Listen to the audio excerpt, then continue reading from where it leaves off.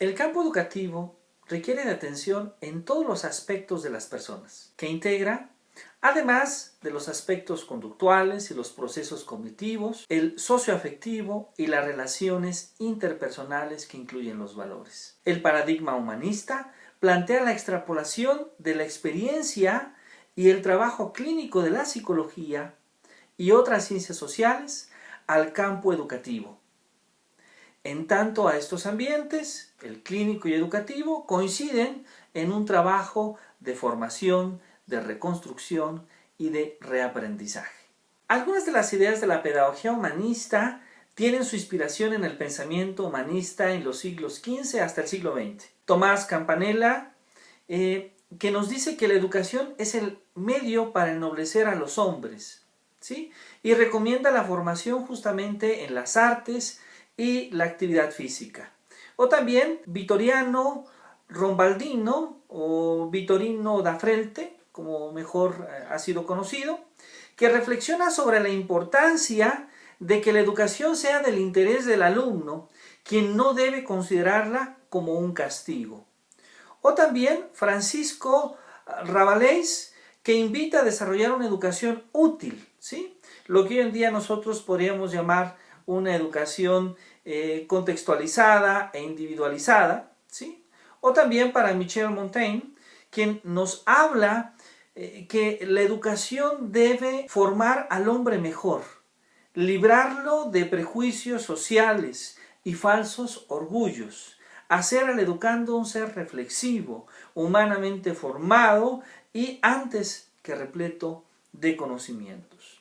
También Juan Luis Vives nos habló de educación y considera justamente la sabiduría como la diosa que gobierna la educación y al maestro como un padre amoroso de sus discípulos con quienes comparte su saber.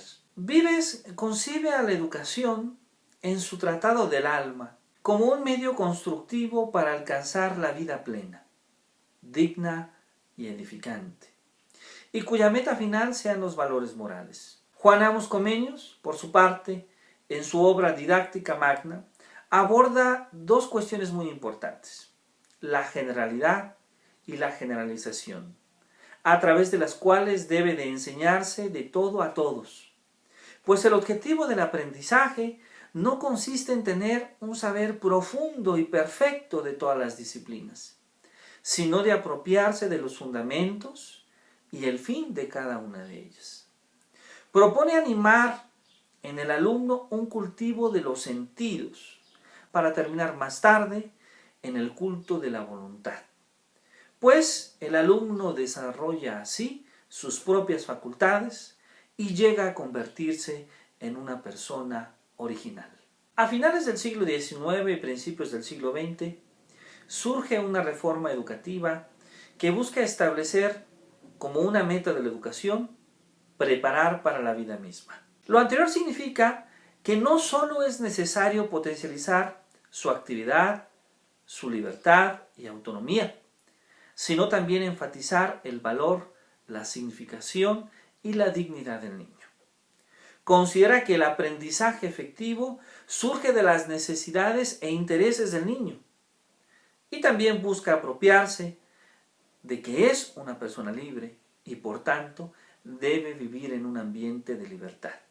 Y la educación, la escuela, es para el niño y por el niño. Los trabajos de Rousseau, de Pestalozzi, de Froebel, de Tolstoy, de Kay, de Dewey, de Claparède, de Montessori, de Decroix, Ferrier, de Cousin, de Freinet, de Neil, de Ridé, de Languin, de Wallon y de Hahn forman parte de la propuesta de una teoría humanista de la educación, en la que se considera la libertad como el principio rector y se opone al autoritarismo del docente en el aula. Este humanismo retoma algunas de las concepciones del existencialismo y la fenomenología. Existencialismo porque el ser humano crea su personalidad a través de las elecciones y acciones que emprende. El ser humano es un ser en libertad, independientemente en las condiciones en las que vive, y el ser humano es un agente electivo. Fenomenología, porque considera que el ser humano toma conciencia de su realidad experiencial a partir de la percepción o cualquier actividad cognosciente externa o interna que realiza, por lo que el resultado es un acontecimiento subjetivo de acuerdo a su realidad personal. Las personas responden al ambiente tal y como lo perciben, como nos dice Hernández.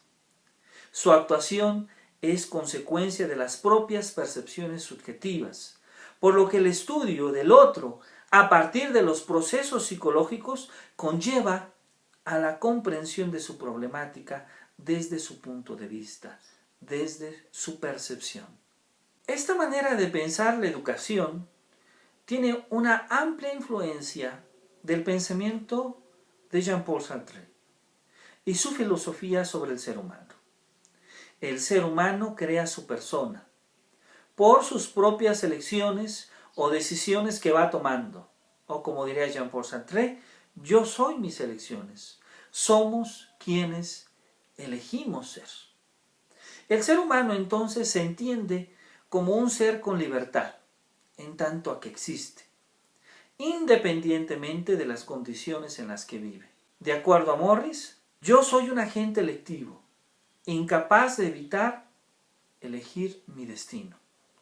Yo soy un agente libre, absolutamente libre para establecer mis metas en la vida. Yo soy un agente responsable de mis propias elecciones. Desde la fenomenología, podríamos decir que las personas no respondemos a un ambiente objetivo, sino al ambiente tal y como nosotros lo percibimos y lo comprendemos. A veces es necesario, para entender a las personas, ponernos en su lugar. Para entender sus procesos psicológicos, es necesario comprender la problemática desde su punto de vista, tal y como la perciben, y no desde otro extremo que comúnmente es del examinador que pretende estudiar esa problemática o ese comportamiento. La fenomenología, como fundamento de las teorías pedagógicas humanistas, fue desarrollada por Edmund Husserl y extendida por el desarrollo de la fenomenología de la percepción de Maurice Merleau-Ponty, que incorpora la idea de la corporalidad para concluir que es el cuerpo junto al externo real la base de la conciencia, y es por esto que se da un compromiso existencial entre el sujeto y las circunstancias. El cuerpo del ser humano, al ser material, fue para Descartes un análogo a una máquina, un objeto separado del sujeto, y al ser humano como una cosa pensante que gobierna al cuerpo. Para Merleau-Ponty no hay separación entre el cuerpo y el espíritu. El ser humano es cuerpo y espíritu. El cuerpo no es una figura o una forma, sino que constituye una estructura viva. Cuerpo, corporeidad y percepción constituyen un mismo fenómeno que permite comprender al mundo. Este fenómeno al que hace referencia Merleau-Ponty es donde se comprende al otro, donde se comprende a uno mismo. Las contribuciones de Abraham Maslow, Allport, Carl Rogers, May y Viktor Frankl son determinantes para entender esta nueva corriente del pensamiento educativo. Los supuestos teóricos de la psicología humanista que podemos citar en Buchenthal, Martínez y Villegas son que el ser humano es una totalidad que excede la suma de sus partes. Segundo, el ser humano tiene una forma natural hacia su autorrealización, que es autodeterminarse, autorrealizarse y trascender. Tercero, el ser humano es un ser en un contexto humano, es decir, el ser humano desarrolla relaciones interpersonales. Cuarto, el ser humano es consciente de sí mismo y de su existencia. Quinto, el ser humano tiene facultades para decidir. Desarrolla la libertad y la conciencia para tomar decisiones y elecciones. Sexto, el ser humano es intencional. Desde esta perspectiva, la educación debería de estar centrada en ayudar a los alumnos para que decidan lo que ellos son y lo que ellos quieren llegar a ser. Esta educación se basa en la idea de que todos los estudiantes son diferentes y los ayuda a ser más como ellos mismos y menos como los demás. Como bien lo dice Hamashek, es necesario ayudar a los estudiantes a explorar y comprender más a su persona y los significados internos, principalmente, de esas experiencias vivenciales. Así, el objetivo de la educación humanista debe ser buscar la autorrealización de sus estudiantes en todas las esferas de su personalidad, considerando las siguientes características. La primera es que la educación como un medio que favorece las potencialidades del alumno, personales, interpersonales, proporcionándole autoconocimiento, crecimiento y autodecisión personal, como bien lo dice Maslow.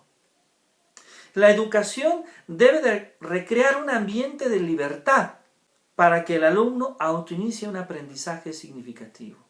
La educación humanista debe ser basada en el desarrollo de una conciencia ética, altruista y social, como lo dice bien Carlos Hernández. Propone entonces un aprendizaje significativo y vivencial, y lo define como el proceso que modifica la percepción que los individuos tienen de la realidad y deriva de la organización del yo. Para Carl Rogers, el ser humano posee una potencialidad natural para el aprendizaje. El aprendizaje significativo tiene lugar cuando el estudiante percibe el tema de estudio como importante para sus propios objetivos. La mayor parte del aprendizaje significativo se logra mediante la práctica. Y el aprendizaje se facilita cuando el alumno participa de manera responsable en dicho proceso, cuando formula sus problemas, ayuda a descubrir los recursos para superarlos o resolverlos y asume las consecuencias de sus elecciones. El aprendizaje autoiniciado parte del propio estudiante, que abarca la totalidad de la persona. Su afectividad y su intelecto es más perdurable y profundo. El aprendizaje social más útil en el mundo moderno es el aprendizaje, justamente, del proceso de aprendizaje, es decir, el aprendizaje significativo. ¿Sí?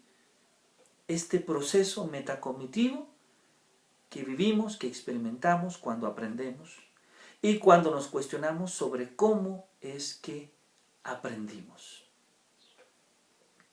Algunos de los elementos que intervienen en este aprendizaje significativo y vivencial habían sido ya propuestos por trabajos de Jean Piaget, como su obra de Inteligencia y Afectividad, o la teoría del aprendizaje significativo de David Ausubel, o las teorías de la personalidad y la terapia centrada en la persona de Carl Rogers, o las teorías humanistas de la autorrealización de Abraham Maslow. Para ello es importante considerar un compromiso personal del alumno en el acto de aprendizaje. Al aprender, las personas ponemos en juego tanto aspectos cognitivos como afectivos. Se autoinicia, se parte de la misma persona, aun cuando puede haber incentivos exteriores. El sentido del descubrimiento, de captación y comprensión se originan al interior de la persona. Su esencia es el significado, y este se va construyendo por la experiencia global que experimenta, que vive el alumno. Para desarrollar este tipo de aprendizaje, es necesario que el estudiante desarrolle una confianza en sí mismo, que tenga una libertad de acción y que los procesos de evaluación se determinen de acuerdo a sus logros personales. Es decir, que haya una evaluación personalizada. Se busca que el alumno descubra libremente sus objetivos, necesidades, sentimientos e ideas, que la persona se descubra a sí misma. Y el docente participa de manera fundamental para crear en el salón de clase las situaciones de enseñanza y aprendizaje contextualizadas, generando un ambiente de confianza, empatía y de una sana colaboración de todos los participantes de la clase.